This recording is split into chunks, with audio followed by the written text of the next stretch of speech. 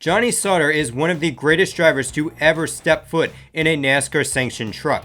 I have no shame in saying this at all because despite bombing hard in his tenure with Richard Childress Racing, he's been able to have a strong driver development arc thanks to his success in trucks. 24 career wins, including dominance in Daytona and the victory in the 2016 Ford 200 that clinched Sauter his first and only NASCAR championship to date. I think it's important to not forget just what this guy has done, because over the past 62 races, my goodness, it seems like Johnny Sauter is aging like that good old Prairie Farms milk your mom forgot to take out of the refrigerator. It has been awful.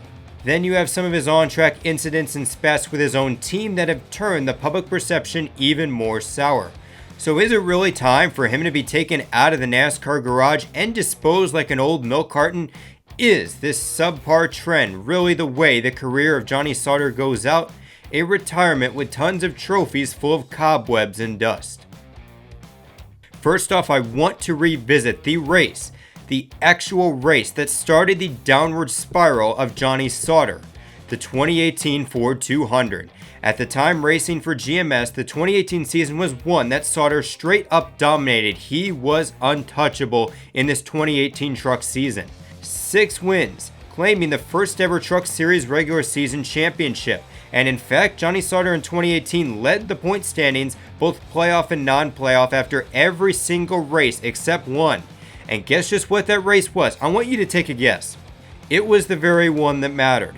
Not sure whether GMS just straight up missed the setup or if they brought a truck that they thought would be good at Homestead because of the success it had on a track like, say, Las Vegas, Charlotte, or even Texas. But for whatever reason, this 21 truck did not have any speed in this race at all.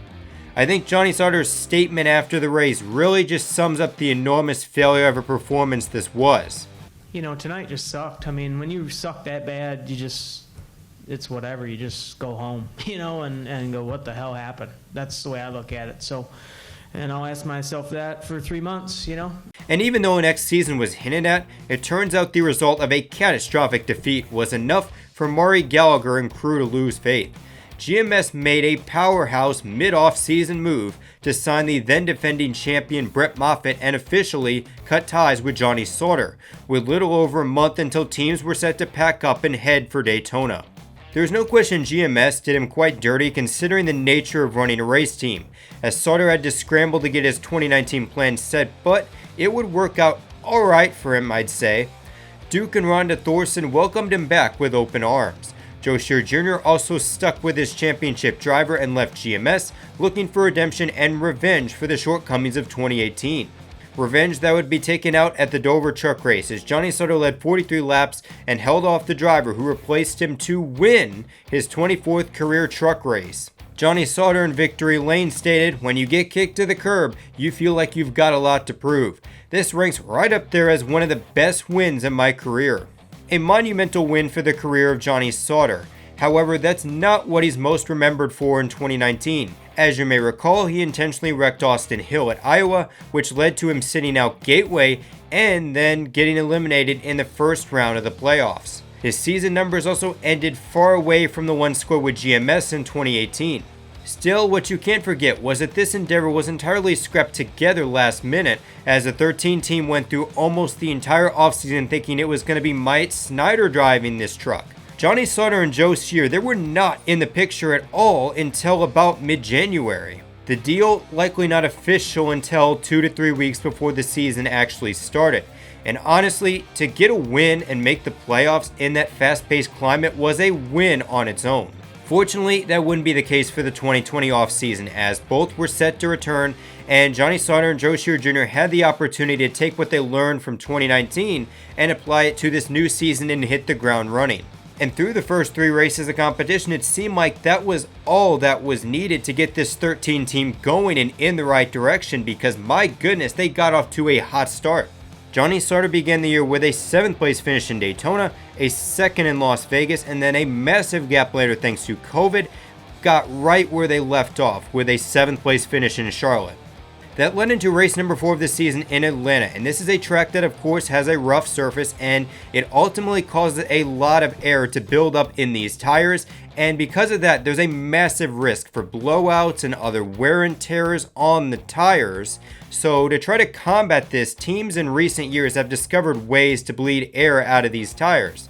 However, that is in direct violation of Rule 20.16.2.f. And for this race at least, NASCAR inspected the tires from one randomly selected truck from each manufacturer. The one team from Ford was the ThorSport number 13, and ultimately, one of the tires from the 3 sets failed the test. That led to the disqualification of Johnny Sauter, and almost all the work to get ahead of the playoff bubble, it was absolutely gone. It was a penalty that would change the course of the entire season. Johnny Sauter would overgo a summer collapse, a strongly not so Johnny Sauter-like stretch of 20th to 30th place finishes. I mean, this guy looked like a completely different driver after the penalty. Once in a class with teammate Matt Crafton as the only 2 drivers to make every truck postseason, Johnny Sauter's streak ended thanks to yet another catastrophic finish in Richmond. But the humiliation doesn't end there. He was the only driver at ThorSport not to make the playoffs, and by ultimately scoring no wins on the season, he was the only driver not to win on the team as well. Now, he did have a very good chance to win the Texas race as he was battling Stuart Friesen late in that race, but then guess what? That good old Prairie Farms milk kicked in and he choked on it hard, and that ended up costing Johnny Sauter a chance to win that race. And my goodness, the reaction from the team, not very good. Never a good thing ever to be the weak link on your team. But with the terrible 2021 off-season ThorSport would have, the weak link label would be short-lived on paper because Matt Noyce left the 99 team, Jeff Hensley left the 98, and Grant Enfinger, a Championship 4 finalist, was demoted to a part-time role. Undoubtedly, the stock of Johnny Sauter and Joe Shear Jr. went up and would now have a greater focus since they weren't the ThorSport truck just simply out there racing for trophies. But even then, even with all of that and a weaker roster of full-time drivers in the truck series, Johnny Sauter failed to make the playoffs for the second year in a row. In fact, Grant Enfinger, that's right, the guy who was demoted at ThorSport, forced to miss the second race of the year and spent a majority of the season on a worse truck, finished higher in the regular season standings than Johnny Sauter. Also, considering the straight-up dominance of Toyota, dominance that I haven't seen in a single manufacturer in my years of watching NASCAR, there are no excuses for just how bad this season has been for Johnny Sauter. Not at all.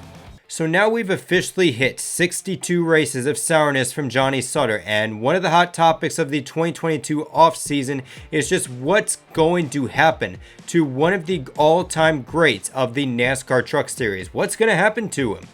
Now, if we're talking about Johnny Sauter himself, I'd give it a close to 0% chance he actually wants to retire like this. Because something you have to remember is that Johnny Sauter, he is a racer. It all began watching his dad Jim Sauter race late models around the state of Wisconsin, and like father, like son. If you want to look for Johnny Sauter on a weekend where there isn't a truck series race, just go to any short track in Wisconsin, and I guarantee you, you won't have a hard time trying to find him. Also, add in the fact that Johnny Sauter, I doubt, wants to go out like this, go out as a washed version of himself. There's almost no chance in hell that he is going to back down. However, if Johnny Sauter is to return to the team, there is almost surely going to be some changes around Johnny Sauter and with his 13 team. In fact, for the Gateway Truck Race, ThorSport elected to swap the crew chiefs of the 13 and the part-time 66 team. Ty Majeski got Joe Shear Jr., while Johnny Sauter, on the other hand, got Vance Hayfel. And in attendance for the Toyota 200, I gotta say there was nothing too special about Johnny Sauter's performance, as he had about a 15th place truck before the big wreck happened, and ultimately because of that he indeed got his first top 5 since April, so I guess that was good. But still, the subpar running position shadowed over the finish, because for the Darlington race, Joe Shear Jr. was once again back for Johnny Sauter, calling the shots. However, this does indicate something big with ThorSport, as they're willing to make a change for Johnny Sauter, and they're probably looking for a change going off this ThorSport social media post asking that they are looking for a brand new race engineer. Now, if it were me that were the supreme leader of ThorSport, Johnny Sauter, he's going to come back. I don't think he deserves to go out, and I think he still has a bit of tread left in him.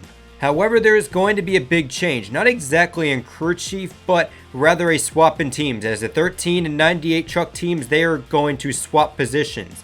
And that is going to mean Johnny Sauter is going to get Jared Prince as his crew chief for the 2022 season. And this is a guy who is actually doing a solid job through his first year crew chiefing for two different drivers, a veteran and a young driver, two completely different spectrums of ideas and driving styles. And I honestly think this move right here is going to benefit Johnny Sauter greatly, not only because he's going to have notes from two different drivers, he's going to look at what those two drivers learned in those races, and he could possibly apply that and get him better in this competitive truck series climate. But also sometimes just a change in crew chief that can do wonders for a driver's career. We've seen that with Brad Keselowski and Jeremy Bolins, as that helped him out a little bit, and then Kyle Busch and Ben Bayshore. Just maybe Johnny Sauter with Jared Prince could be the thing that gets him back to winning races and back into postseason racing. However, it is not up to my decision, and there's a good chance it isn't up to Johnny Sauter or even ThorSport themselves. It could instead be completely up to new manufacturer Toyota. As well documented, Grant Enfinger, after making a run at the championship in 2020, was demoted to part-time, splitting driving duties with Toyota development driver Christian Eckes. On the surface, it was deemed sponsorship issues, but honestly, I've got to call bullcrap on that, especially after Champion Power Equipment has, in fact, sponsored races for Grant Enfinger in the Cody Robaugh number 9. And that is a big reason why I personally think Grant Enfinger isn't returning to ThorSport next year. Not just because of the sponsorship, but also the growing shift at ThorSport from the stable veterans to younger, cost-cutting drivers. Now, of course, Matt Crafton, he is not going anywhere unless Menards pulls the plug or his abilities spoil away like Prairie Farms Milk as he ages. Both are highly unlikely. But after that, you've got Ben Rhodes, Christian Eckes, who you've got to think is the favorite to get the 98 next year, and maybe Ty Majeski if he can get some added funding from iRacing. Also, I wholeheartedly believe that Chandler Smith will not be in the 18 truck next year. This guy has done a much worse job than Christian Eckes in that 18. Plus, you have to remember just who owns the team. It's Kyle Busch. This is a guy that loves to win. He hates losing. And I think with the emergence of John Hunter Nemechek, it might further push him away from giving a lot of these younger guys a shot in a full-time KBM truck. That when you consider the alarming body count of drivers such as Gregson, Burton, Gilliland, Christian Eckes, and Chandler Smith, guys who just could not compete for championships in KBM equipment. And in the case Toyota stops forcing their prospects into the Kyle Busch Motorsports system, ThorSport would be the likely destination for Chandler Smith, considering that Christian Eckes, when dumped by Kyle Busch Motorsports, was put into a ThorSport truck, heating up the seat of, you guessed it, Johnny Sauter. And unfortunately for Sauter, it looks like the sponsorship not looking good. It's drying up a bit, as Farm Paint, I know for sure, was one of the fill-in sponsors for Grant Enfinger in 2020. So when you look at Johnny Sauter's plans for 2022, it's really hard to forecast the outcome at this stage of the game, as there's still a chance that he returns to ThorSport once again. But there's also an equally strong chance that this might just be it for Johnny Sauter in NASCAR, as I don't see very many competitive teams taking on his declining abilities and likely his pricey contract should ThorSport decide to not sign him for the upcoming season. I think in these last 5 races, the best Johnny Sauter can do is continue the top 10 streak and maybe get a win or two. It'll be awfully hard for Duke and Rhonda Thorson to give him the pink slip if he puts that truck in victory lane and often. But then again, as we saw with Grant Enfinger last year, winning races doesn't exactly make a return a done deal. So anyways, this is NRF signing out, and just remember, life's a beach and then you drive.